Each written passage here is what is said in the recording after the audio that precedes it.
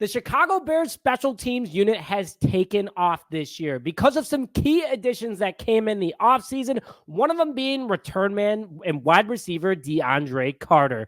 Carter joins us today to talk about his season so far with the Chicago Bears and how special that this team has been through 6 weeks. Quickly before we get into our interview with DeAndre Carter, please make sure to hit the like button on this video to welcome DeAndre to the show and thank him for coming on, along with commenting your thoughts and questions for DeAndre in the comment section below, and subscribe to the channel if you're a Chicago Bears fan and want to stay up to date on all Chicago Bears news, notifications, and interviews here at Just Another Year. And now I welcome DeAndre Carter. Ladies and gentlemen, thank you for tuning into this episode of Just Another Year Chicago Bears. As stated before, we have a very special guest today, Chicago Bears wide receiver and kick and punt returner, DeAndre Carter. DeAndre, welcome to the show. Hey, appreciate you having me on, man. Let's get this thing going. But absolutely. And talking about getting things going, 3-game winning streak right now, DeAndre. You guys are hot right now. You're winning games at home. You're winning games internationally. You got your tight end being a long snapper. How are you feeling about this squad so far? Man, I feel great. We in a good spot right now, man. I feel like things starting to come together for, all three phases of the ball at the right time, and we starting to play some really good, high-quality football, man. Excited to see, how far we can take this, how good we can get. And it's exciting because we know, we feel like we haven't even reached our potential yet. We just scratching the surface. So seeing how good we can get is going to be really exciting to see. I mean, I'm loving it. I mean, we're the toughest division in football right now, 4-2, and you're in technically last place as a 4-2 team.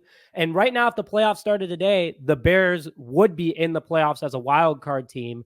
And, DeAndre, that kind of leads into our first question of the day, because you were on the last Bears roster to actually make the playoffs. Yeah. What is the difference that you've seen so far in regards to the team culture for 2020 to the 2024 team? Definitely. 2020 was a great team. It was a great team. Like you said, last time the Bears been to the playoffs.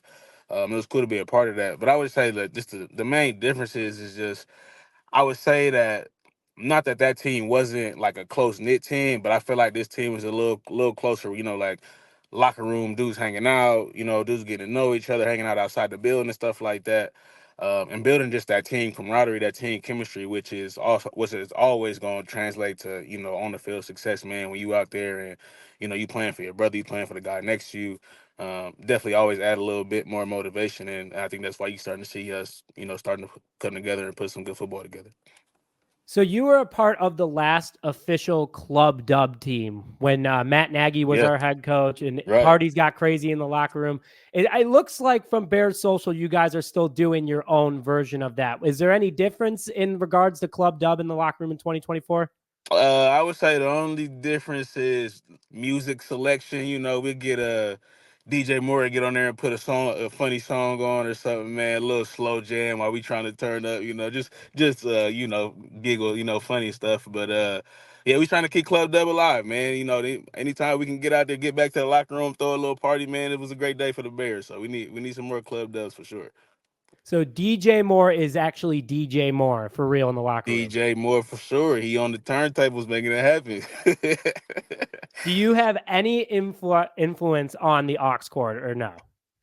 Not really. I try to leave that to, a couple of guys that, kind of step up and want to, take on that responsibility. I would be a phenomenal DJ, don't get me wrong, but I leave that to some of the other guys, the younger guys on the team a little bit. So if you were to choose any song as your opener for club or the party after a win, what would that song be? Let me see. First song after the I'm gonna say Chief Keef Sofa, Chicago guy. Chicago guy. You gotta go with. You can't go wrong with Sosa. I'm gonna go that. That's gonna bring the energy up. Gonna get the vibes high. Coming right back into the locker room as dudes come in. So yeah, I'm gonna go Chief Keef Sosa. You have my vote, because if Love Sosa or even Hate Being Sober came on, especially Wiz Khalifa's part, it's over. It's game over. For sure. You're gonna see a little bit of Vanilla Ice come out of me for sure. Man. I'm gonna be dropping bombs. Okay, I can see that. Yeah. There we go. But DeAndre, things are going really well so far. Again, 4-2. The Bears have won 9 in a row at home, for the first time in over 15 years. back-to-back games of 35 plus points and 5 offensive touchdowns in back-to-back games. The first time in 68 years in franchise history. What has changed since week 1 through week 3 that has just made this team cooking in the last 3 weeks? Yeah, I think we just executing a lot better. Everywhere. You know what I'm saying? Receivers running, making plays when we got the opportunity to make plays. O-line has been playing great the last couple of weeks. And obviously Caleb's growth and development is it's been on full display. And so I would say with a mixture of Caleb getting comfortable, and then Shane, offensive coordinator, also being able to us to get into a rhythm. We can go a little no huddle, get a little tempo going. I think all those things have kind of come together to make the success that you've been able to see on the field. And at the end of the day, man, like Caleb's development is going to be the most important thing for the future of this franchise and for the future of this season. And he's been unbelievably, great at it, man. Look, this is a kid like loves to win, does whatever he's got to do to win. His preparation is going through the roof, man, and you could definitely see him building his confidence and even his leadership, his voice within the offense, within the team, is growing the last couple of weeks. He's getting more confidence, and making more plays, and definitely leading the offense for sure. You set me up so well for the next question. And that's great Yeah, to hear that his progression is leading there because you've worked with some of the league's best over the last couple of years, one of them being Justin Herbert during your time with the Chargers out in right. LA. Yeah, And Justin Herbert, already over 18,000 passing yards. Dude can absolutely sling it. He's looking really good so far this year. When he right. was your quarterback, obviously he was starting to develop, getting in a groove, becoming Yeah, one of the league's best. And Caleb's doing that now too. Is there yeah. any similarities you see between the two? I would say both of them. First of all, winning is first and foremost with both of those guys. They're gonna do whatever it takes for us to get the win on Sunday. I'm not saying that other quarterbacks in the league are not like that, but it's something that's adamantly important to these two dudes. That I would say that's probably the biggest similarities that I see between them off the jump, just without before I got to know them. I would say winning is important to these guys. Second, obviously, the arm talent is like you can, I don't even know how to explain it. Unmatched, you know what I'm saying? Justin Herbert's got a rocket for arm, and the different arm angles and arm slots that Caleb could get into to make different throws on the run or in the pocket, whatever, is also something that you don't see often in this league. So I would say between those two things, the will to win, the want to win, and then just the incredible arm talent that both these twos do. I mean, both these twos have is something that you don't see a lot in the league. That's what Bears fans want to hear because we mortgaged this entire thing. Like we got offers for that number 1 pick that For could have sure. gotten the Bears multiple firsts for years to come, move back, get a bunch of different players. But Ryan Poles stuck in there and said, I'm sticking with Caleb Williams on this Yeah. one. And I think he And made a it, phenomenal choice. Great choice. so are you saying that you're already saying that you're going to be a GM because you think it was a great choice? Hey, I'm not saying no. Down the road, I hang him up, get into the business, upstairs part of the business. I wouldn't hate being a GM. I ain't gonna lie. So you've obviously working with Ryan Poles, but Poles brought you in. Poles signed you Yeah, right before camp started, actually, right. and we had a chance to learn a little bit about you on the channel. We posted right away when we signed you because Yeah, you have quite the resume. When you right. talked to Ryan Poles and you were like, "Hey, the Bears want to call me," what was your reaction and kind of that interaction with Poles himself? It was great. It was kind of really more conversation between my agent and him, and then once we, got all the numbers and stuff worked out, business part of it. To me, it was just evident how bad he wanted to turn this around. We all know, like Bears, the last couple of years hasn't been necessarily the product that they wanted or fans wanted, whatever it is. It's the National Football League and it happens. But how adamant he was and how quickly he was wanting to turn this around and put a championship contender on the field. And obviously, not even just lip service. Everybody say that, but you can see by the moves that he's made, the how aggressive he's been in acquiring players and stuff like that. And it was something that I definitely wanted to be a part of. Man, we got like defense been playing great all season, and then the weapons that he got for Caleb. Um, it's something that you can't deny that that Ryan he wants to win. He want to win right now, and I feel like we definitely have the pieces on this roster to be able to go out and really be a contender in this football league. So I mean, he's done a fantastic job. He's built this thing from the ground up, trading away key players, bringing in draft picks, Right. looking all over the roster and the league to bring in great guys. Out of the entire Bears team that you've got to deal with compared to 2020 to 2024, some of the Mhm. guys that we brought in this past year, obviously Caleb Williams, Rome Odunze, someone that we're really excited about as a wide receiver. You know, Right. you're a veteran in this league, and Rome came in as a rookie. What do you Yeah. see in Rome that makes him so special? Uh, Kid's super talented, like super talented. For him to be so young in the league, you don't necessarily see rookie receivers be as polished as he is route running wise. And he's very good at creative separation and doing it in different ways and at all three levels of the field. Which is something that I don't, you don't necessarily see too much for rookies when they first get into the league. And then on top of that, his football knowledge, I think, sets him apart. Like how fast he was able to come in and pick up the offense and be able to go in and move to all three spots at receiver, and do it effectively and know what to do and be able to see how defenses are playing us and the coverages that we getting and be able to dissect it, and run his route based off of whatever the look is that we getting is something that, I think a lot of rookie receivers struggle with, and he's been able to come in and do that, like a 10-year vet. So I think Kid's gonna have an amazing future, man. He's gonna be a great Chicago Bear, hopefully for a long time coming, man. And he's gonna make a lot of plays for this team for sure.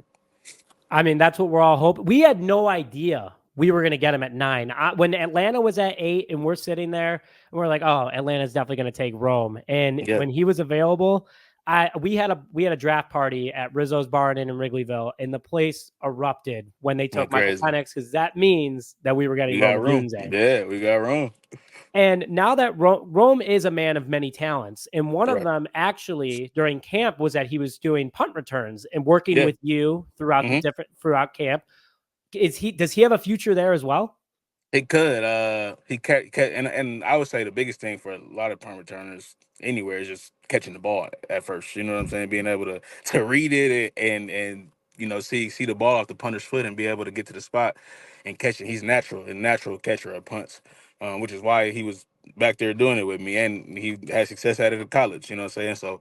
So he's definitely more than capable of being back there and being able to do it. Um, with his talent and his production at receiver, I don't know how much he'll do it. In the league, a lot of people don't want your first round pick, first round receiver, catching punts, being on special teams and stuff like that, which is the case because you need him on offense. But if it ever came down to it and he needed to do it, he'd be able to do it and excel at it for sure.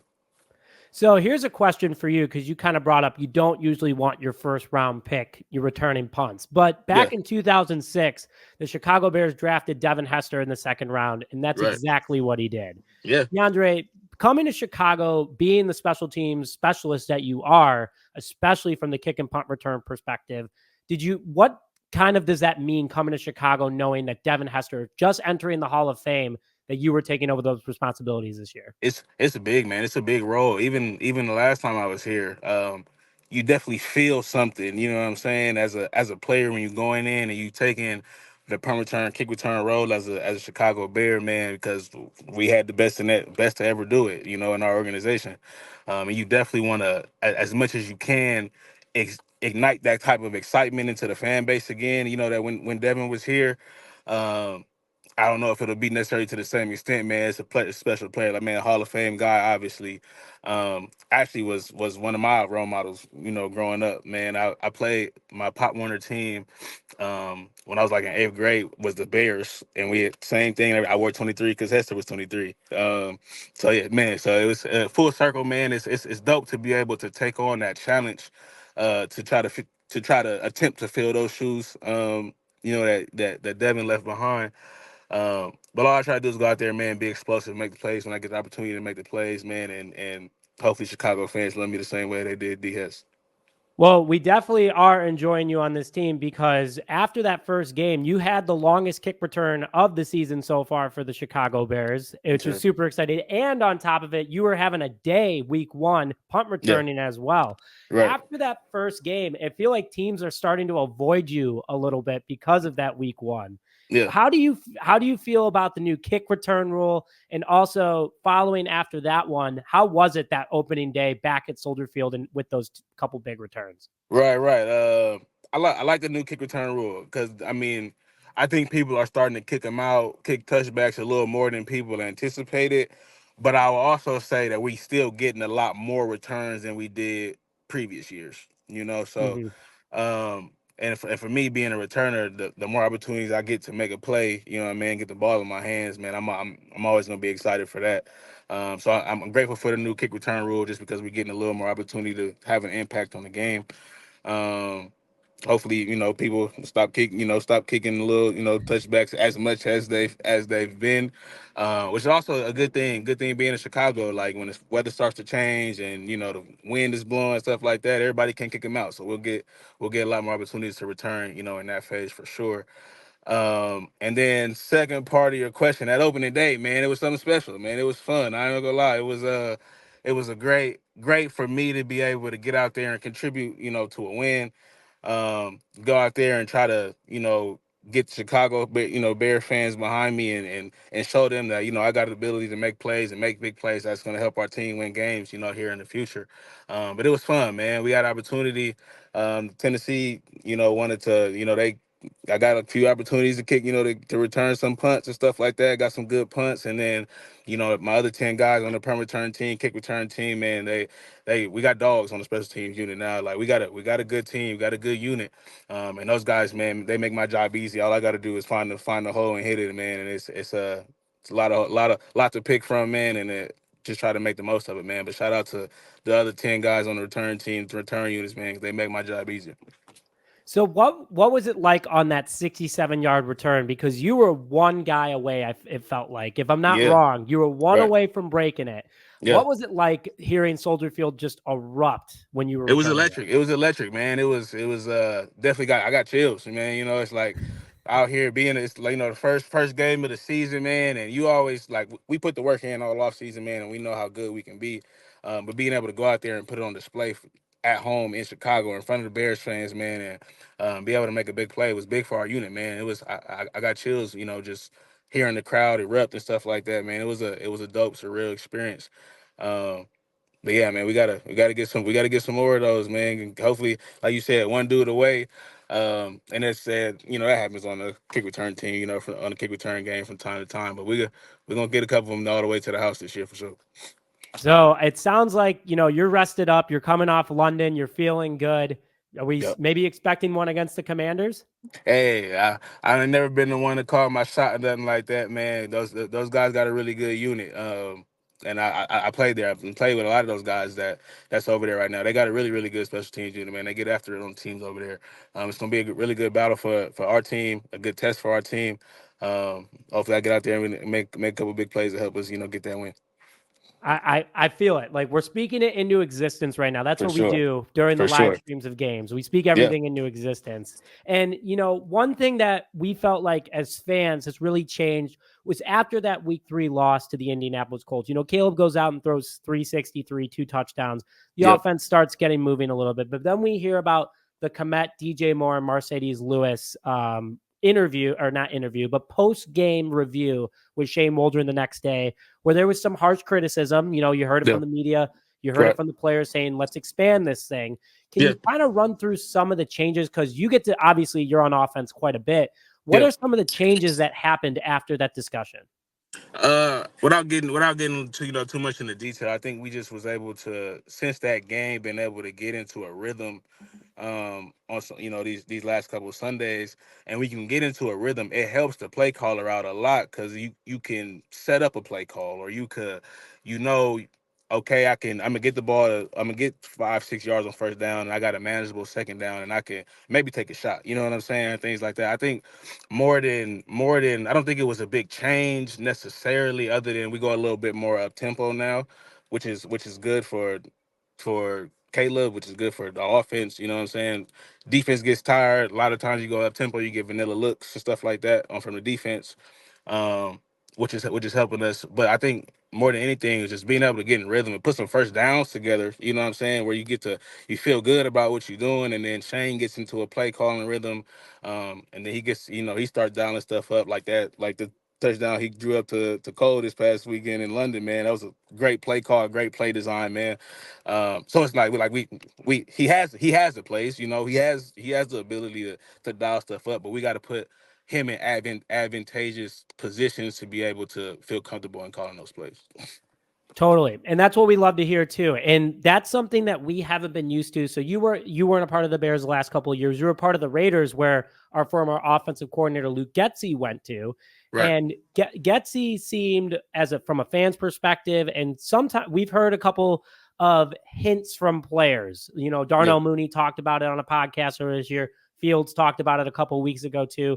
There wasn't that that trust and that confidence and that ability to go out and get that big play going for Chicago. And Yeah. that seems to be a big difference with Shane. And sounds like Shane really does trust you guys a lot. For sure. I think he does too. And play the relationship between play caller and player and play caller, it goes both ways. You know what I'm saying?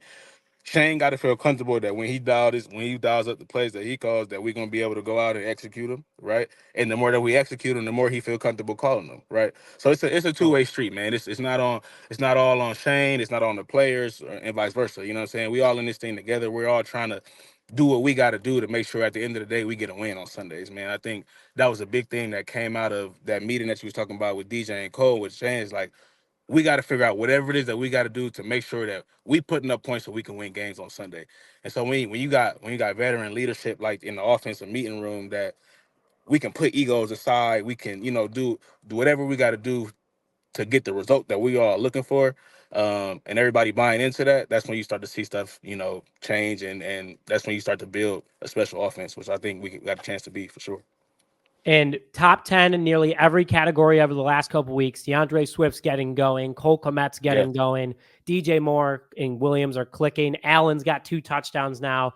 It's an Yep. exciting time to be on the Chicago Bears offense. And we can see it just from your expression. We For can sure. see it from everybody else. DeAndre, last question before we let you go today Yeah. is, this is, you've been on a lot of teams in the NFL.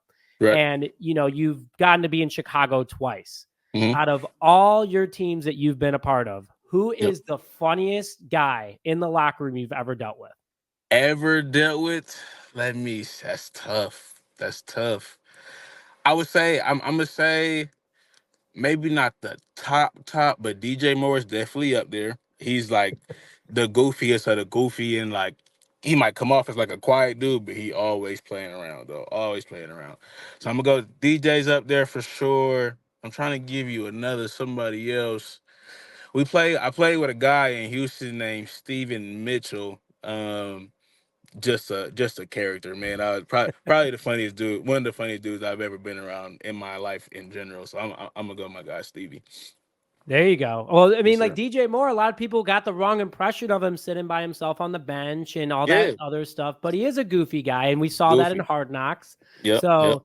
So DeAndre, actually, quick question before 30-second response if you can Yeah. do it. But, in regards to DJ sitting by himself, like Mhm. as a teammate of him, like, is that just something that he does, or is that like, how do you guys handle that situation?